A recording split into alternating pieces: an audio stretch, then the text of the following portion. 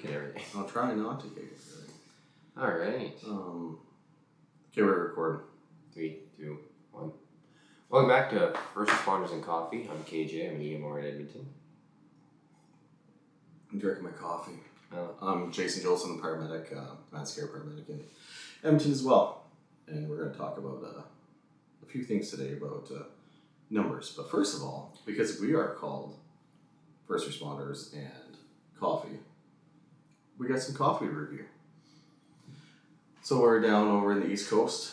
We went to Nova Scotia, and this coffee is actually a roaster from New Brunswick. And it's a Skipper's blend, of course, because it's by New Brunswick. Of course, you'd have the Salty Winds, actually, coffee company is who makes it. And it's a medium roast. And we thought we'd actually review some cool coffee we come across. Being a bit of a coffee snob, in EMS, we drink a lot of coffee. A lot of times it's Tim Hortons or Starbucks.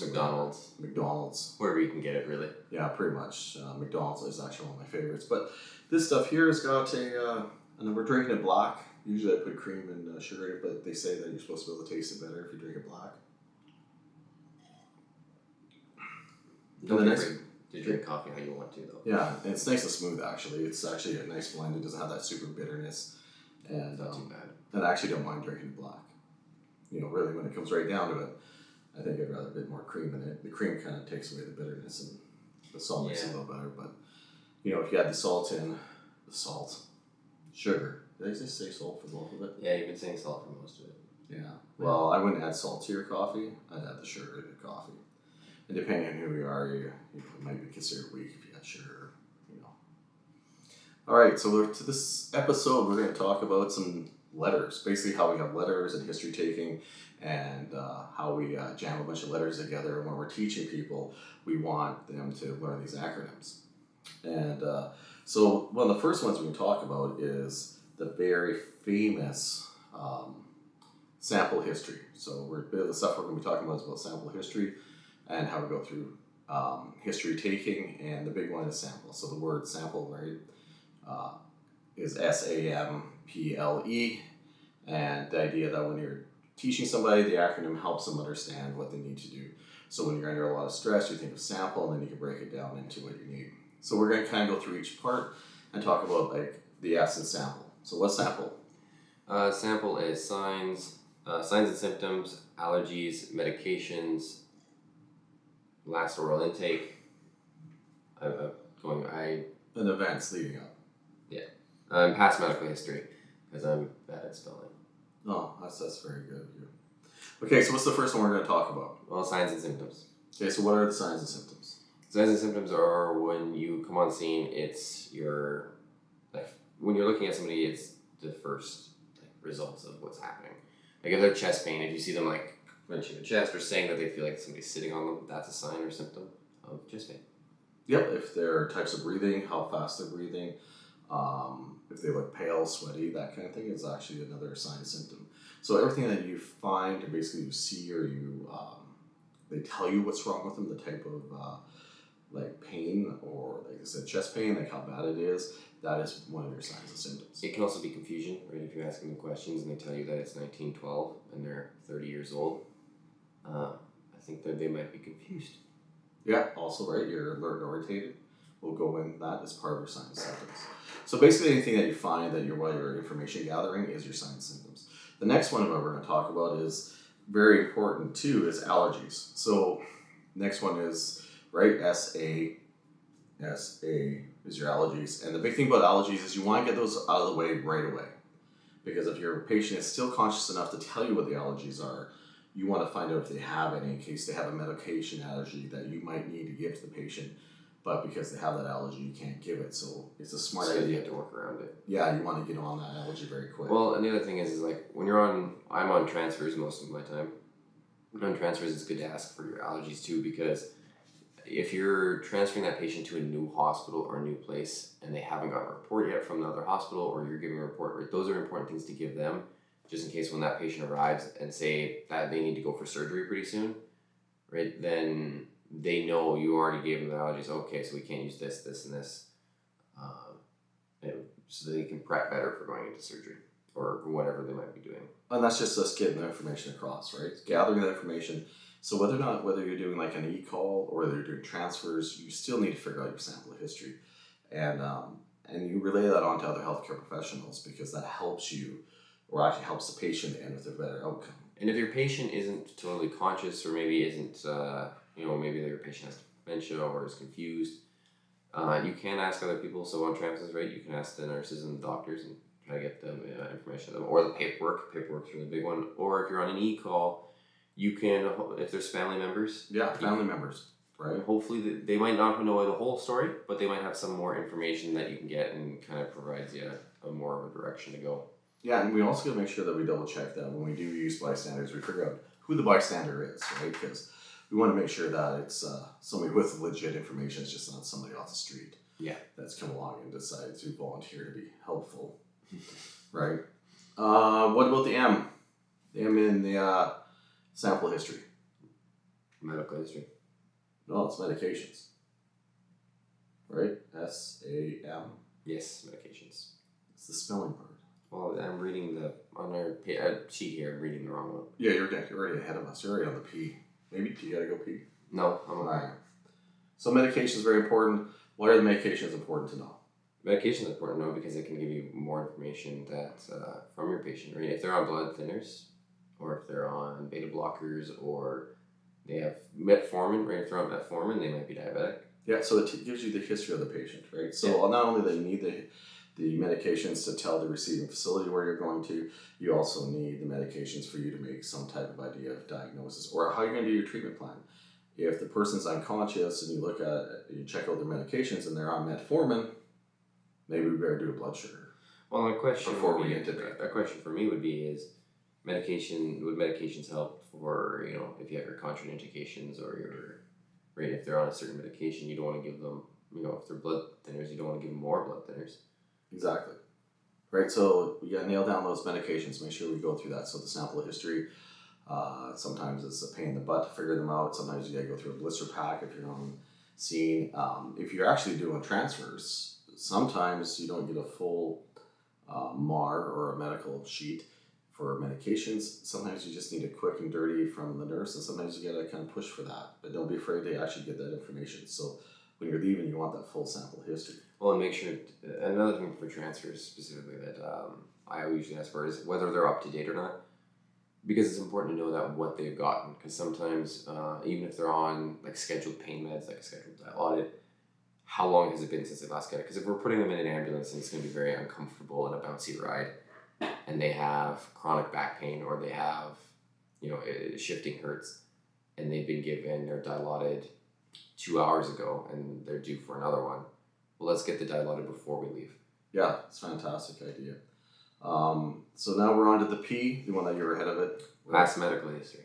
So why is past medical history? What is the past medical history? Past medical history could be your patient tells you that they've, in the past, have hypertension, they have chronic AFib, or they could have, something else in the back. Diabetes, that's where you could, if the patient is conscious enough, they might tell you that they're on diabetes. Yep, we have lots of people. I think they said, actually I'm going to throw out a number, but it was like a huge number that over the age of 50, like some 30 to 40% of people are type 2 diabetics, so it's always good to find out if they are.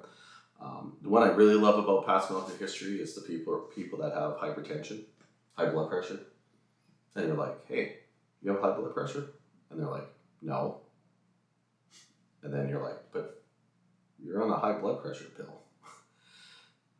Right, so sometimes you got to build that story. Well, and the big thing with doing your sample history. Another thing is if I come up to you and you've never been in the medical field or anything, and I go, do you have hypertension? Some people will look at you kind of weird because to them that they don't associate that word. Where if I go, hi, do you have high blood pressure? Yeah, and that's right, it's the jargon. Yeah, so be careful when you're asking people. Like if you ask somebody, if they have you just tell them, do you have CHF? They don't know what that is. Yeah, it's like congestive heart failure, right? Again, it's a bunch of letters put together that we use all the time, regularly. And some people who even have congestive heart failure don't even know what's congestive heart failure. Yeah. And some of that stuff you can get from the medications. The other thing to remember about past medical history, you get those people like, back in 1920, I had broke my leg, and then I'm going to that isn't, you're looking for pertinent past medical history, stuff that's relatively new. And relatively new or something that's important. Like if they tell you they've had AFib for 10 years, right? That's something. That- and that is they're having a important. heart problem. That's probably an important piece of information. But if they tell you, they have chest pain and they tell you that their right pinky toe got amputated 32 years ago, probably not. Probably not as important. So you touched on that AFib. The other day on the road, I go for a patient that's in an atrial tach. She's taching about 130, 140. We do our full sample history. We find out that she's on a type of beta blocker to slow her rate down, keeps her converted, so she's not going 150 miles an hour. But as we're talking to her, we get the history and the sample history and everything, and she just feels unwell, palpitations, and then we get to past medical history. The key part about AFib is we find out that she is actually on blood thinner, so that means in that situation, because she wasn't really exhibiting a lot of signs of severe distress, we weren't going to try to convert it at that moment. But if I show up to somebody that's in severe distress, and this is a new onset, we're going to be talking about that maybe a little later, you get this new onset, if I convert that rhythm, there's a chance that I could cause a clot to happen, and now I end up with a stroke. Yeah. So you got to take all this history and kind of put it together and build out how you're going to do this treatment plan and what's going to be the best for the patient. The patient had a little bit of palpitations in her chest. She said she was a little bit dizzy. So, we just sat on her. We'll let the hospital do it, but there's more people. So when they decide to do the conversion, if there's something bad goes wrong, we're in the right place, right? Versus the back of my truck. Yeah. All right, L. Last oral intake. Why is that important?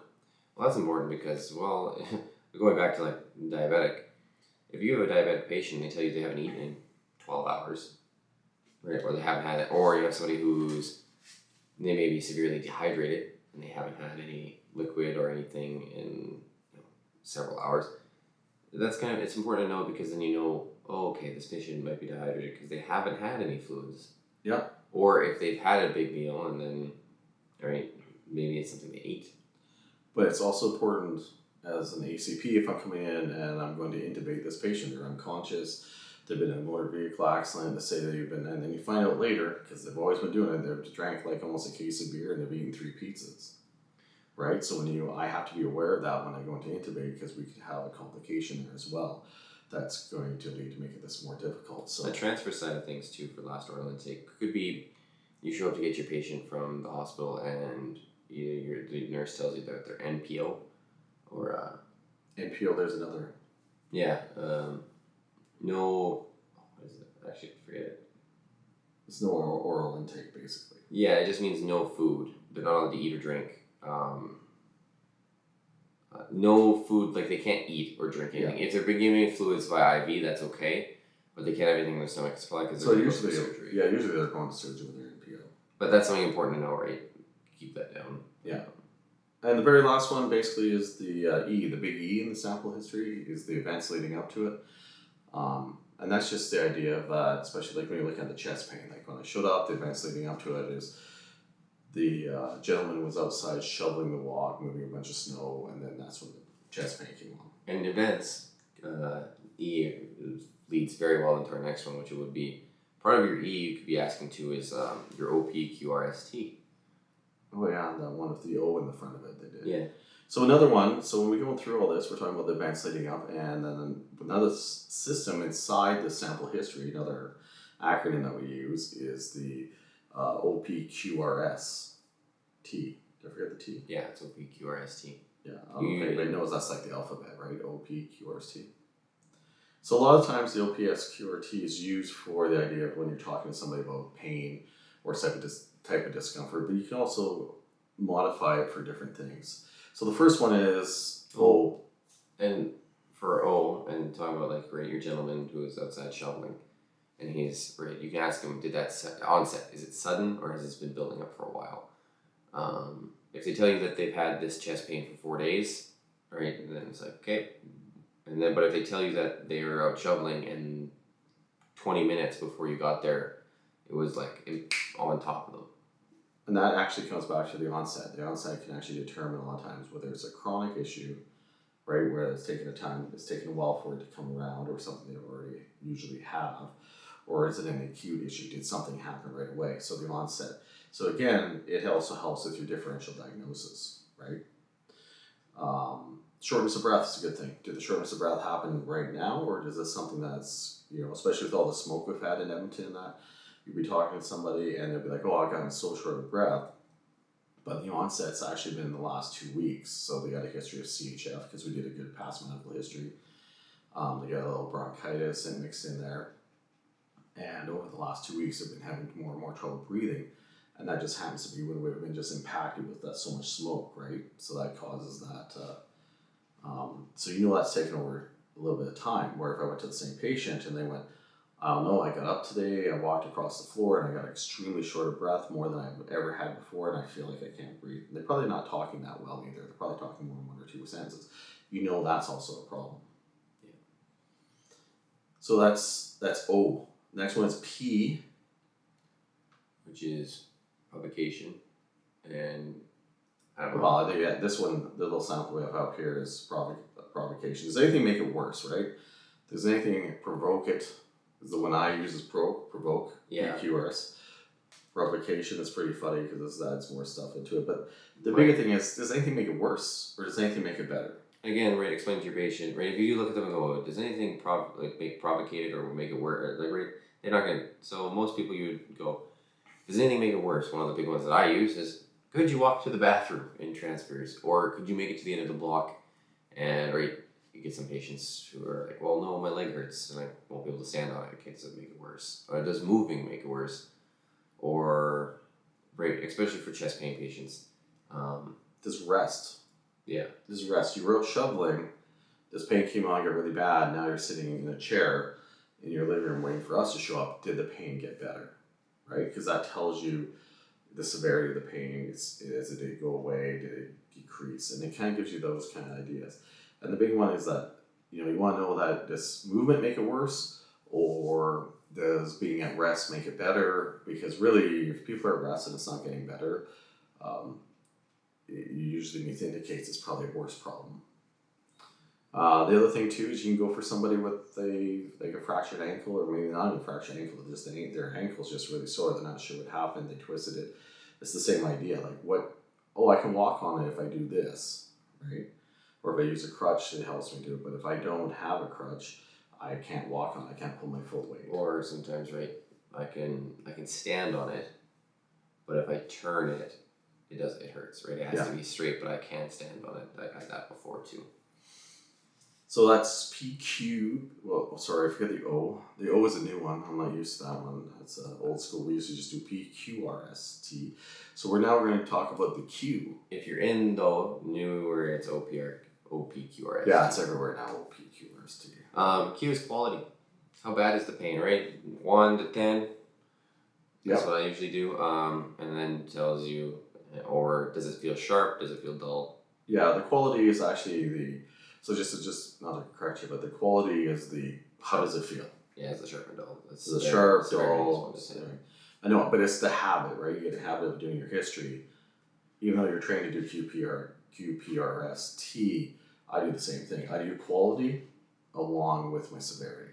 And you don't have to follow these to a T. This is a good way. Most of this is a good way to teach it, right? And we did our assessments are probably different, and I probably don't follow this directly.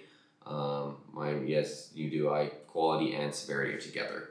So the key thing is, the reason we have these acronyms, they're designed so that when you hit that wall and you can't think of what I need to do next, you can go back to right? it. Especially when you're new, and even when you're old and been doing this long enough, you get into those situations where you have everything coming at you and you need to do something. This is how you check and balance all of those boxes to make sure you're getting the proper history. So quality basically is is it sharp, dull, is it cramp-like when they call it colicky, when you have the pain, abdominal pain, does it come and go? Is there a frequency? Did it start as a mild discomfort all over and come to one spot? Because a lot of times those will indicate too, give you an idea what's wrong with the patient. The other ones you can have is patients telling you their stomach is flipping, or you could sometimes, I've had one patient tell me they feel a rubbing when they move, and right, so you can't, quality just doesn't sharp at all. It's anything, they can describe the pain, and that means something weird. Chest pain. So the big one of chest pain is quality. Do you have chest pain? And the person goes, no. And then you start talking to them like, but I have this discomfort. So when we're talking about quality, when we're talking about like pain, especially when we're looking at chest pain, you got to be aware of that. A lot of people call it a tightness, or there'll be a heaviness. It's not necessarily described as a pain, and that's where your quality comes in as well. Well, and you can get different people with chest pain, right? Talk about like they feel like there's a band around their chest. Yeah. And it's squeezing tightly, or the crushing feeling of like somebody sitting on top of your chest, and it's hard to breathe. Yeah. And then that stuff gives you indications what different things will be. And as I was talking earlier, just there about how like the pain may go from one point to another, which is the PQ. Here, I'm gonna mess this up. PQR. We're on R, which is radiation. Like R, like Race like pirate, like the coffee we're drinking. See? Yeah, well. See, I tied the coffee thing, the sail. The only problem is R is spelled with an A. Yeah. Okay. Whatever. So region. Area, region. So where's the pain and where does it go to? Like, is it radiate anything? So the standard is chest pain. Does it go into your shoulder, into your arm, into your jaw? We always talk about, right? Common one that I get for chest pain is, they tell you, oh, it's radiating into my left shoulder, and it's heading to and I can feel it in my back, like the back of my neck. That's where I usually, what people tell me, but, right, everybody's different too. They might not tell you, they might go, well, you've had 10 people who've told you it radiates to their left arm and up to the left of their back, but you might get that one person who says it's radiating to my right and up into my jaw. The other thing too is like also, we were talking about chest pain, but also to talk about belly pain, right? The abdominal cavity can have all kinds of things going on. They can have like GERD, right? Your gastric reflux, which is just your heartburn. It feels like it moves into here. The other big one is the AAA.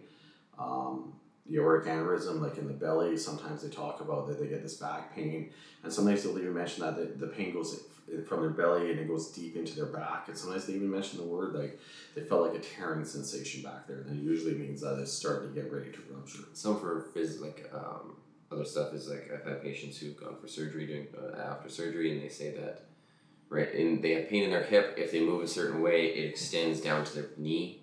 I've had patients tell me that it radiates only to the bottom of their knee. Really? Yeah, it radiates from around, and somehow they now have pain in their knee if they move it a certain way, because everybody's different. Yeah, so don't be afraid to ask a lot of questions. So now we're going to move quickly on to severity, which you've already mentioned. The severity is the how bad is it scale, right? 0, no pain, 10 being the most is one way.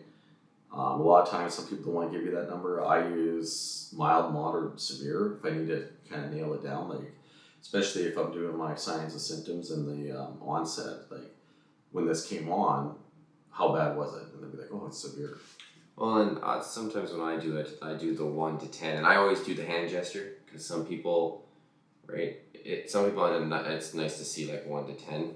And sometimes I've had patients who had trouble verbally expressing themselves. And I've had a patient who came back to me, I pointed at them and said where it hurt, and 1 to 10, and they were able to give me back a 10. The other thing is with severity too, everybody is different. My 10 might be different than his 10, or my 5 might be different than your 5. So... And the way you look, actually, too, like people heard... Do we need a battery? Yeah, I know we need a battery than there. All right, we're back. Yeah, we're back again. Again, we're still learning, so we realized that we should probably put new batteries in. Yeah, or we should have that was our audio went this time, and we should probably have like a acronym we could follow when we're setting up to make sure that we have everything in place like we're doing here. We're just talking about severity. The next one is time.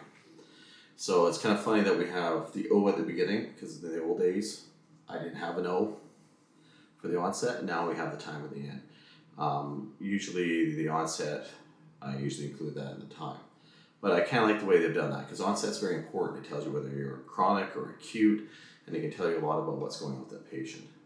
Time basically is the understanding on how the symptoms have changed over time, right? Like how they've had angina, right? Has my angina gotten worse over the period of time? Yeah. Time's important because it gives you a basis and a timeline of what's going on.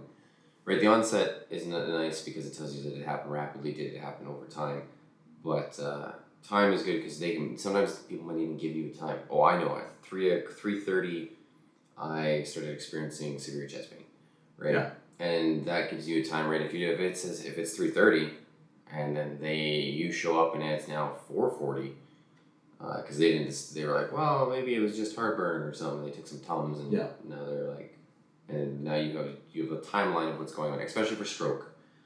Well, and the other thing too is like you talk about this, talking about like the intermittent time, like so.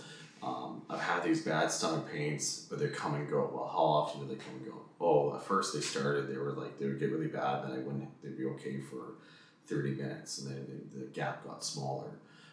That'd be the same with pregnancy. Somebody's in starting labor. It's the timing, what kind of timing they are. Shortness of breath. Like normally I have shortness of breath, but it's been over the last 2 weeks. So it's kind of the duration. It's just painting a better picture, understanding what's wrong with the patient. So that's our PQRST portion of it, but OPQRST. Yeah, OPQRST. Thank you for correcting me on that. That's wonderful.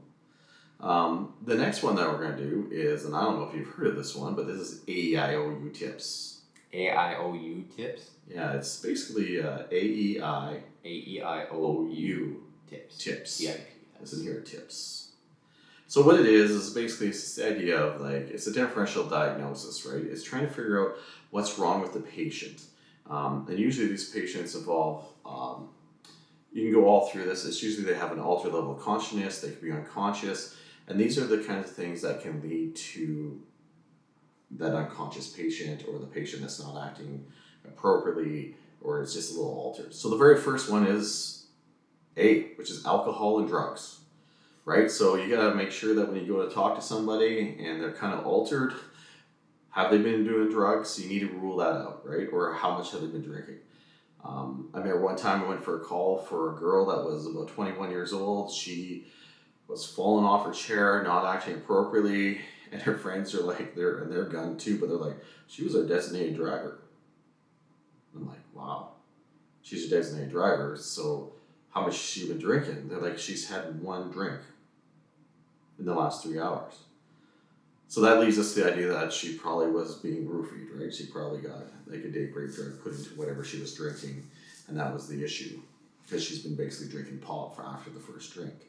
So the idea is that alcohol and drugs, you gotta check that out because that's gonna alter cause altered mental status. Yeah, cause altered mental status. The next one is endocrine, which I always gets me because it's endocrine. It's like a very complicated one.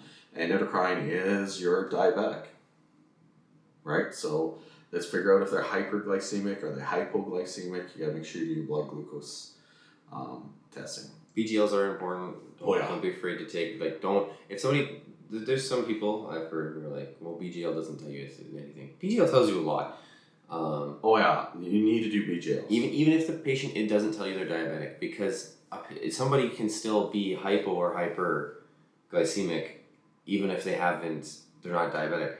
Right? Food is huge. If they haven't had a sandwich or something and like they've been working, you go to like an oil field site, the guy hasn't had a chance to have something and all he's had is 4 energy drinks today.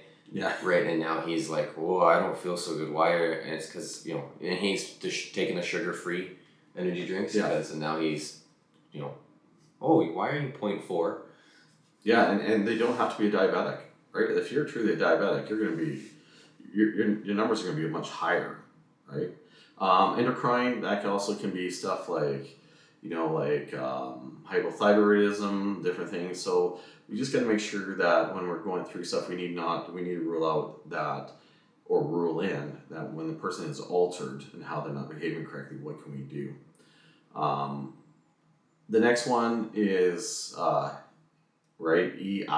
is insulin.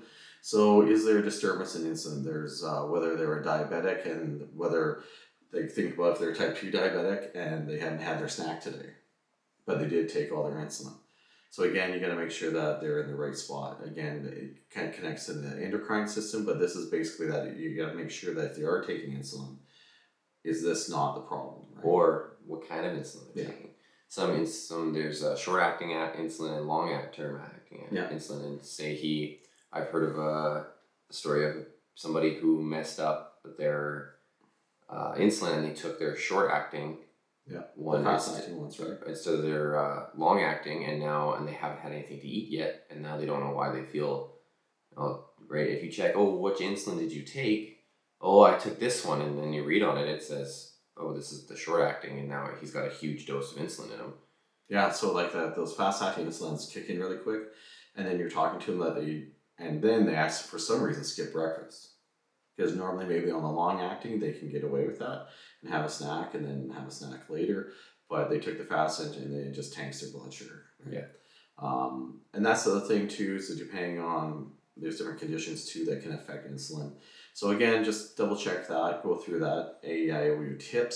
So the next one is the O, which is oxygen, right? Hypoxia. Hypoxia is insane. We want to make sure you're getting enough oxygen. There's times I remember back in the day when I was actually doing transfers as well, you'd show up for somebody that they thought had a stroke, their altered mentation. An older gentleman, he was in his about 78, 80s. And so we get him on the bed, and he's normally on HOMO 2.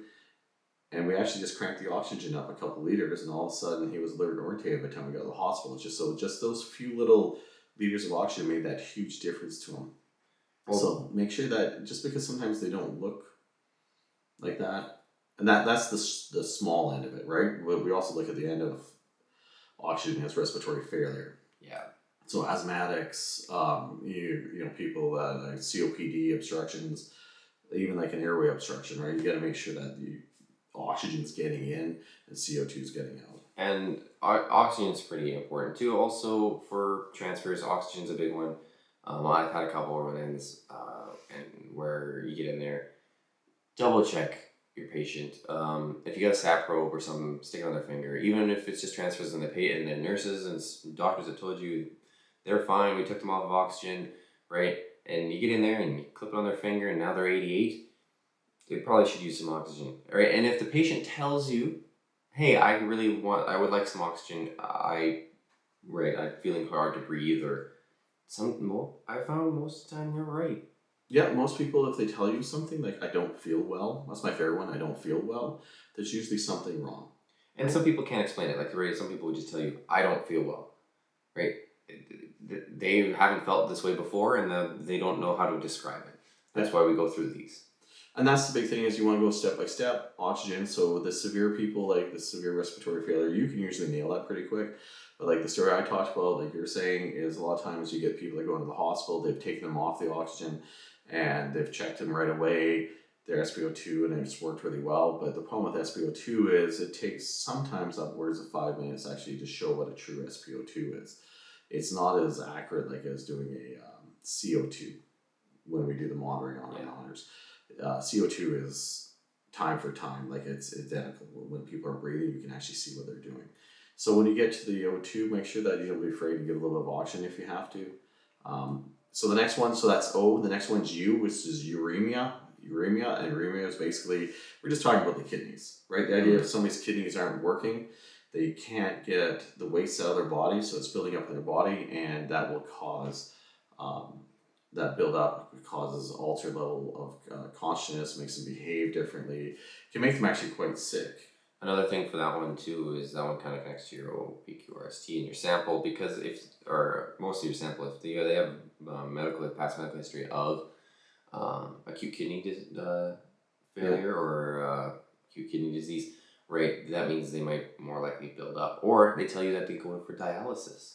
Yeah, dialysis, and then you got to figure out, do you go 3 times a week? Do you go twice a week? How do you do your dialysis? And if they miss a dialysis, that's a sign that they actually have a buildup of uremia. The other thing about kidney things you can ask too is that they're like, they're kind of acting appropriately, but they seem alert enough that you're talking to them and they give you a bit of a history about how they're complaining they haven't peed. They're not peeing as much as they used to, but they still have, again, back to your sample history, your oral intake, it looks like they've been drinking, but they're not peeing enough to match that, right? Urinating. Uremia, that's the U. The next one's T, trauma. So basically, right, trauma, altered level of consciousness. So it's the idea that you've hit your head, maybe you have a big bleed in your belly that you can't see because it's just pooling in the belly. when we're doing trauma, we got to make sure go through those steps. And or a bleed. You can see the bleed. Yeah, well, yeah. If you can see the bleed, you want to like plug that hole, right? You plug the hole, but also the part of your... Just point that out that we're now in the T section, so we're now into the TIPS area. TIPS. All right. So trauma is very simple. If you're getting into this or you have some training in this already, we're not going to get big into trauma, but basically we need the blood flowing around. We need the brain intact, the head intact, so you don't have any swelling in there. All that stuff can lead to altered level of consciousness. The next one is infections, right? You get an infection, and you can have like meningitis, or you can just become septic, where you become so sick that your body starts to shut down, so it doesn't have the ability to transport the blood. So you're not breathing properly, you don't have good oxygen. And there's different levels of sepsis, because sometimes, right, I've seen sepsis where, right, his arm might normally look like this, but it looked like a leg, right, like the amount of swelling in his arm. Yeah, and it depends on how deep it is. So if it's gone systemic through the whole body, it will affect the ability to get rid of waste. So it will actually start to shut down the kidneys. Again, like we talked about the uremia, I need more coffee. Uremia. Yeah. Well, and then on top of that, sepsis can affect, right? It can go back up to your oxygen because it can affect your respiratory rate. Right? Yeah. If they're breathing really slow or they're breathing really fast and not getting a full breath of air. Yeah, exactly. And then you're looking at, so that's your infection. So that's TIPS written in there, the TIP. The P is psychiatric. Do they have a psychiatric condition that's causing them to be a little altered, right? So we're talking about different type of mental statuses, whether you're bipolar, whether you're showing a manic phase where you may not be thinking clearly, you might have some delusions, schizophrenia, those kind of things. We just can be aware is reason this altered level of consciousness is happening. Is it because of more of a psychosis versus a actual, let's say, a medical problem, right? Like the septic, or you've hit your head. Or excited delirium could be that too. Probably fits in there very well. And the very last one, S is seizures, right? So basically seizures or syncopal or fainting is the other word we use, right? Syncopal is the technical term for fainting. So temporary loss of consciousness, the idea that you want to figure out what is going on. Do they shake? Use your PQRS, that actually you can use that actually for your seizures, right? Because the onset, how long, like for time, how long. And the other thing is the patient might not know, but family member might. Yeah. Right? Ask the family member, right? Oh, did you witness the seizure? Did you, right? Because sometimes the seizure might be unwitnessed, so you don't know how long it's happened, but sometimes there's people out there who will time it. I've seen people tell you the exact time. Well, people have seizures, and the people who live with people have seizures. They actually have a good idea what's going on, right? When you live with a condition, you become the expert in it. Like the lady I talked earlier about, the AFib, the ATAC, she exactly knew. She even knew that if I was going to have to give her a med to convert her rhythm or electrocute her, she's like, yeah, you need to call the people you need to call. Like, she's been through this enough times. So again, seizure, syncopal. The big one I always talk about is the syncopal that you see is that it always seems to be, I hate to say it, around Christmas time and everybody's in the church and the church gets warm and you get that vagal response where just your body just totally dilates and now you can't get enough blood to your head and you just have this quick faint onto the ground, and then once you're on the floor you kind of come around. The recent summers, right, in Edmonton and all the heat waves that are coming through, right, another one for fainting is you could have heat stroke. Yeah. We were in Banff one year and the poor lady near us that old lady. Yeah, she was a mess. Really bad. Heat stroke. So the big thing is that AEIOUTIPS is used for altered levels of consciousness. It's a good way to remember how to work your way through it. I'll be, like I said, for me, I don't use the acronyms as well as I probably should, but when you're starting out, these acronyms make a big difference. Again, sample history, right? Follow through your sample history all the time, OPQRST, and all it does is really help you get back onto track. If you forget, what am I going to do next? Or if you got that altered level of patient, if you can go through this AEIOUTIPS, see, I have to say it really fast to make it work. And it's good that when you, it's nothing wrong with being in the back of your ambulance, you have this altered level of patient, and you can say out loud, because you might have a backup crew, you might have a fire crew, whoever else is with you, even the police. You can go, you know what, maybe we should take a look at our AEIOUTIPS, and you work your way through each one verbally so everybody in the truck can hear it, because that might trigger something to figure out what's wrong with this patient. Right, you're never alone in your truck, right? You have a partner, use them because they might know it too. You don't necessarily have to follow these for like the verbatim. You don't have to go like rate S to A to M to P to L to E, right? If you have an assessment and you've got used to doing it a certain way, right? My assessment's going to look very different than his assessment. But if you were to break down our assessments, they both fall back onto these. Yeah, this is a basic structure to follow. And if you get confused, because right, even as a new person into this, it's very easy for me to like get going too fast, and now I have to go back and remember the whole acronym. But I bet you he also had, even with how many years of experience now? Oh my god, like 34. Right, you might still have sometimes where it's like. But even like I said, like I will go through the I'm gonna mess it up, the AEIOUTIPS thing, right? Or we didn't get into it here, but we talk about the T's and H's. Well, maybe I'll do an episode and tell you what T's and H's are.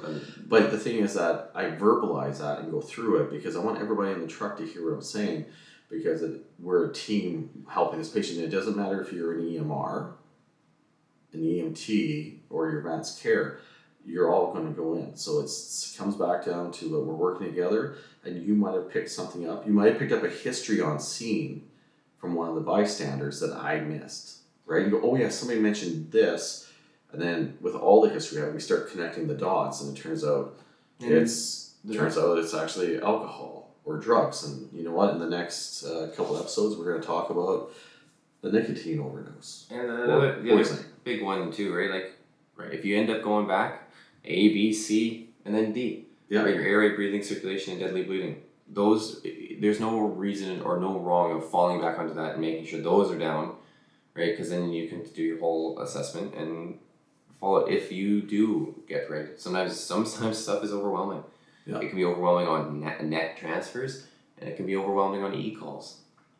All right, so that's all we got. That's a bunch of letters put together, and a good point on why you should use acronyms and where to keep them, like in your back pocket to use. And don't forget to send us questions or stuff for us. Put more on the bottom. We'll definitely try click and a like. Get an episode. Yeah, I don't know where. Not bad. Click like. I think the subscribe button is over here. But the big thing is, if you have any questions, put it in the bottom. This is on YouTube as well as our main website. You learn on. Media. Yeah, you know. Is it You Learn Media? No, You Learn Online. Oh, okay. Yeah. .com. And we also got Con Ed modules on there too, courses that you can take as well. But the biggest thing is, we'll see you in the next one, and we'll maybe have another coffee from the East Coast. Alrighty.